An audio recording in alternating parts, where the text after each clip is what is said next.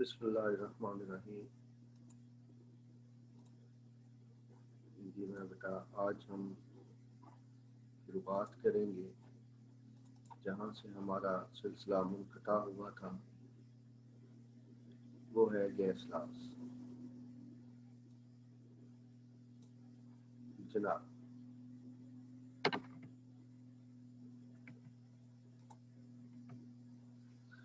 On changing temperature and pressure और temperature को जब बदला जाए और गिवन मास ऑफ गैस की कोई भी मास की, तो होता क्या है कि उसका जो वॉल्यूम होता है वो चेंज हो जाता है।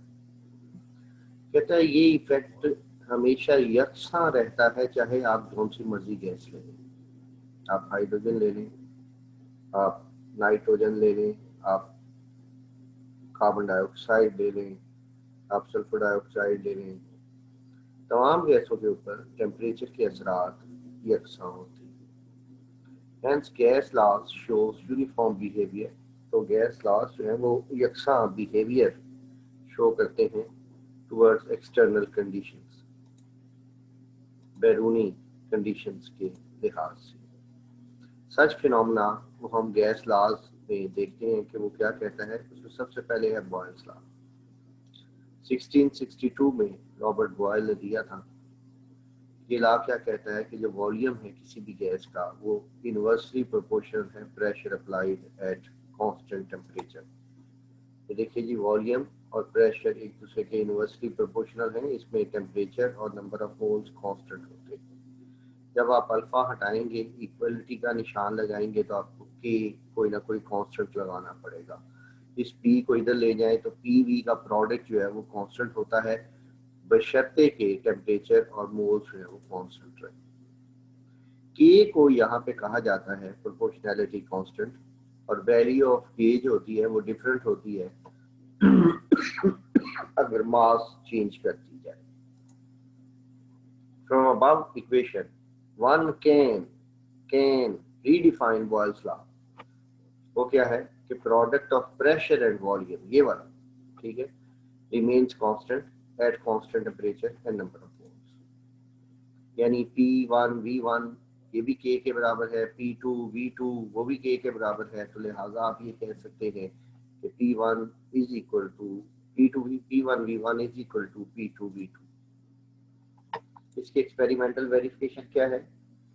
कहते हैं 1 लीटर गैस ले लें किसी भी सिलेंडर में जिसके ऊपर मूवेबल पिस्टन लगा हो। ये देखिए, ये आपकी बुक की डायग्राम ही मैंने यहाँ पे रिप्रोड्यूस की है। तो 1 लीटर, ये देख सकते हैं आप, 1 लीटर वॉल्यूम है इसका, और ऊपर हमने प्रेशर रखा हुआ है, ये देख सकते हैं आप, ये 280 है। ठीक है जी, वॉल्यूम कितना है जी? 1 डेसीमीटर।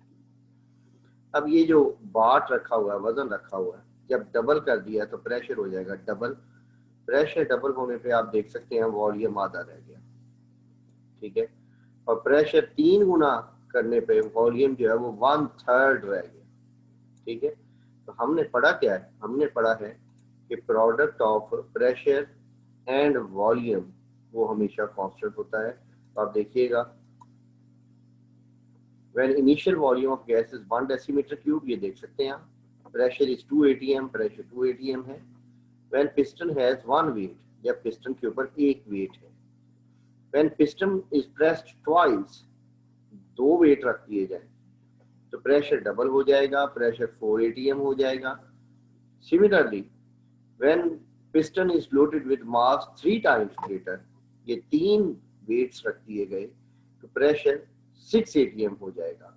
तो इनिशियल वॉल्यूम पहले 1 था, फिर हाफ रह गया, और फिर 1/3 dm क्यूब रह गया, जैसे जैसे आपने उसके ऊपर प्रेशर बढ़ाया या वेट उसके ऊपर बढ़ा दिए।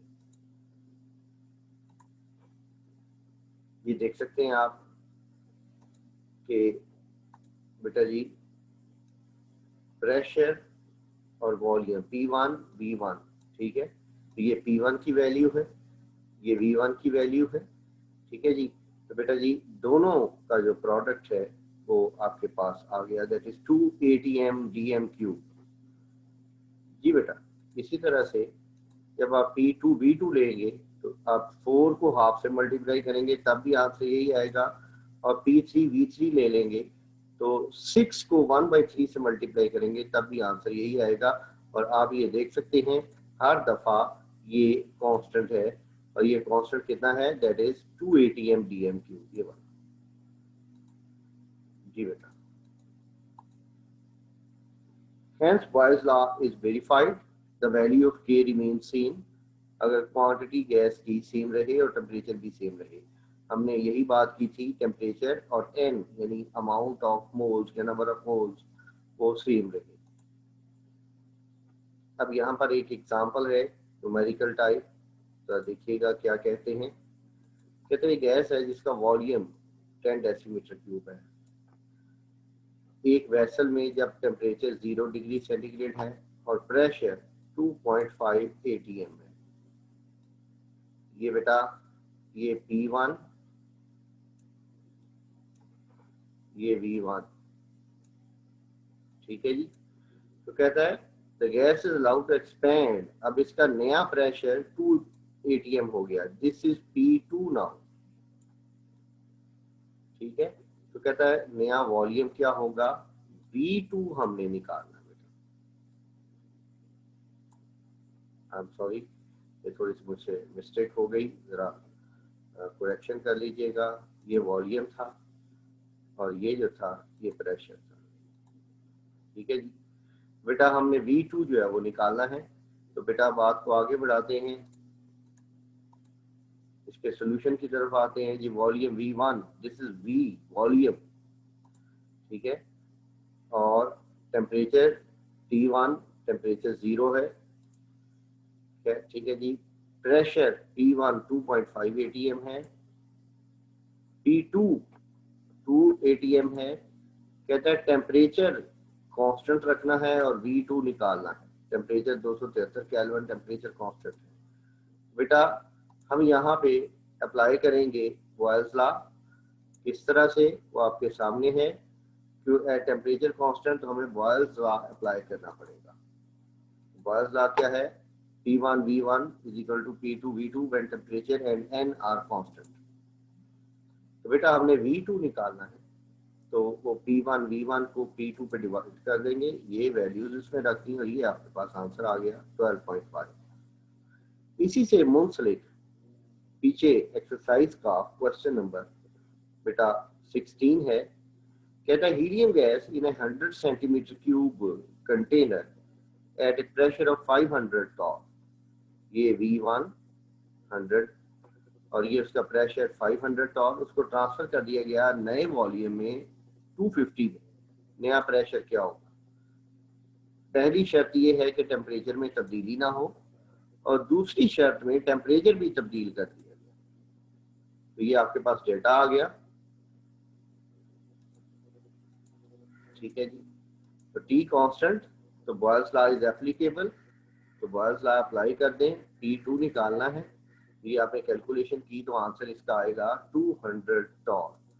अब इसका बी पार्ट जो है वो यहाँ पे सॉल्व नहीं किया गया, क्योंकि बी पार्ट में जो है वो अल्लाह भला करे टेम्परेचर इन्वॉल्व हो जाता है, और वो बाद में हम देखेंगे जब हम जनरल गैस इक्वेशन देखेंगे। तो graphical explanation of Boyle's law बेटा कहता है let's take a particular amount of gas at 0 degree centigrade और उसको एक सिलेंडर में एनक्लोज कर दें जिसके ऊपर मूवेबल पिस्टन हो। व्हेन प्रेशर इज वेरीड, जब प्रेशर वेरी किया जाता है उसका वॉल्यूम चेंज हो जाएगा। लाजमी बात है, अगर गैस को दबा देंगे तो उसका वॉल्यूम कम हो जाएगा, और अगर गैस के ऊपर प्रेशर कम कर देंगे तो उसका वॉल्यूम बढ़ जाएगा। तो यही बातें उन्होंने बताई है। Increase in pressure decreases the volume and graph is plotted between pressure on X axis and volume on Y axis, a curve is obtained that is called isotherm. ये आप देख रहे हैं, इधर प्रेशर ले रहे हैं, प्रेशर बढ़ाते जा रहे हैं तो वॉल्यूम कम होता जा रहा है, और ये 0 पे है।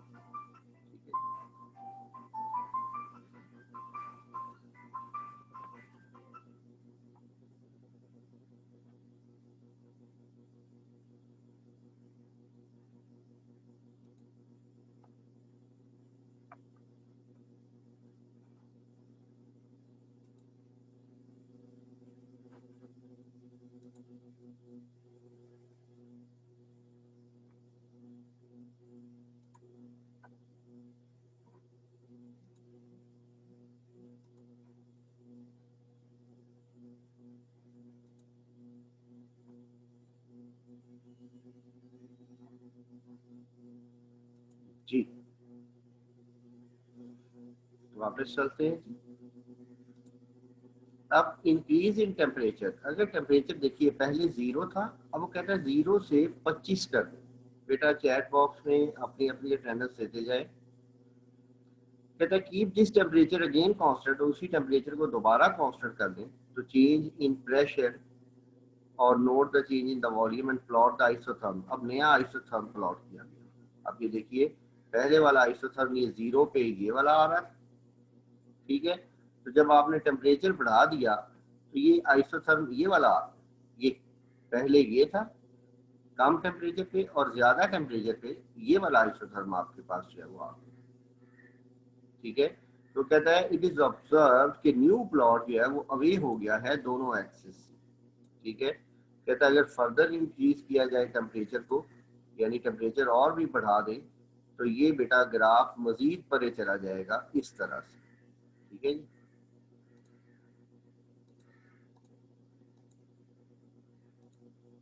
कहता है if graph is plotted between 1/v on X axis, क्योंकि हमने ये पढ़ा कि p जो है वो इनवर्सली प्रोपोर्शनल है 1/v के, तो एक स्ट्रेट लाइन आएगी।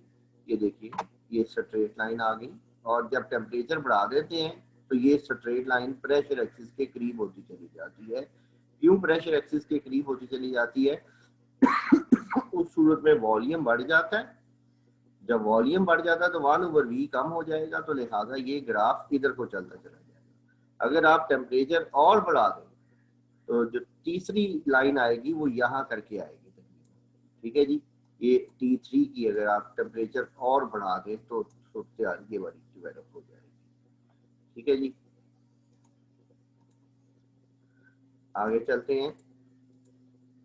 कहते हैं प्लॉट किया जाए प्रेशर ऑन एक्स एक्सिस और product of T and V on Y axis, जैसे ये आपके सामने आ गया। इधर आपने प्रेशर ले लिया, इधर प्रेशर और वॉल्यूम का प्रोडक्ट ले लिया, तो ये स्ट्रेट लाइन आएगी, और ये स्ट्रेट लाइन पैरेलल होगी प्रेशर एक्सिस की। ये स्ट्रेट लाइन शो करेगी कि P और V का प्रोडक्ट जो है दैट इज ए कांस्टेंट।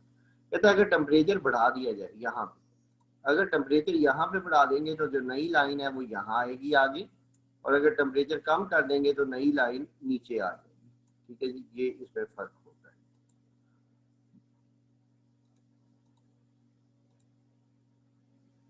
जी बेटा नेक्स्ट इज चार्ल्स लॉ।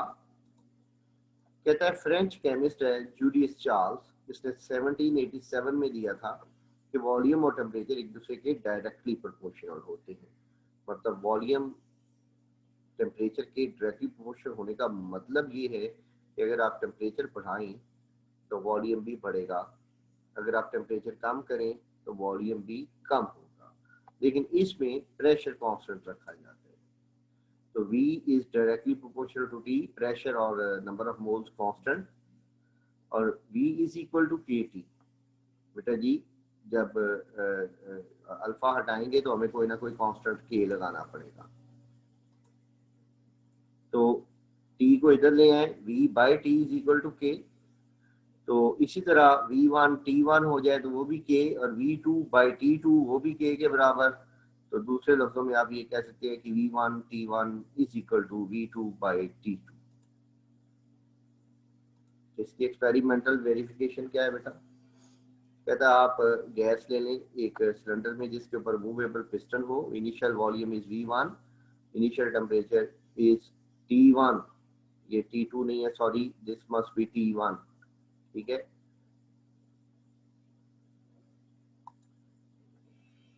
ये T1 होना चाहिए, ठीक है।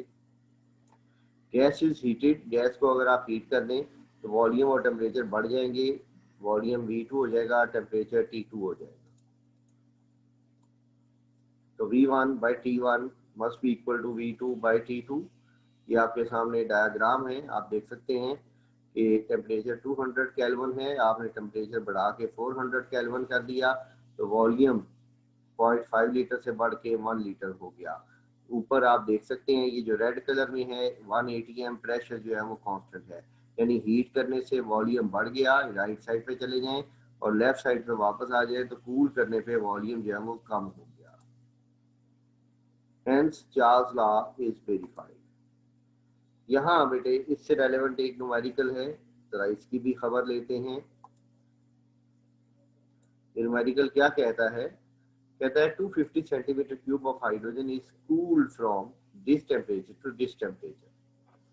कहता है हाइड्रोजन को ठंडा किया गया है 127 से -27।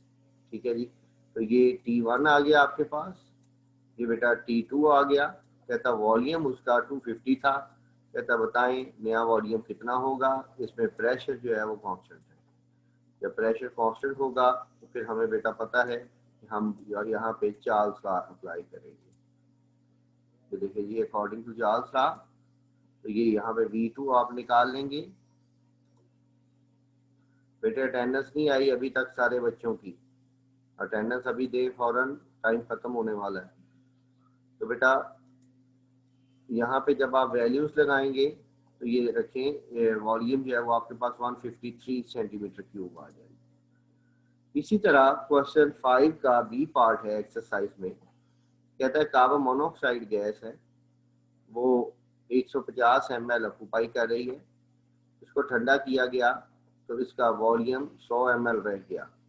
पहले 25 था टेम्परेचर, कहते हैं अब नया टेम्परेचर क्या होगा? तो ये भी चार्ल्स लॉ से निकलेगा। तो बेटा इसको रीअरेंज करेंगे तो ये हमारे पास इक्वेशन आ जाएगी, वैल्यूज रखेंगे तो ये आपके पास केल्विन में टेम्परेचर आएगा।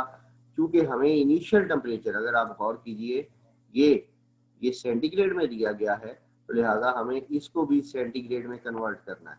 तो इसको सेंटीग्रेड में कन्वर्ट करने का तरीकाकार ये होता है बेटा कि हम इसमें से 273 मिनहा कर देंगे, निकाल देंगे, तो ये आपके पास -74.33 डिग्री सेंटीग्रेड टेम्परेचर आपके पास आ जाएगा। ठीक है जी, that's all for today. Thank you very much for being with us today. इंशाल्लाह कल हम बात को मजीद आगे बढ़ाएंगे। तो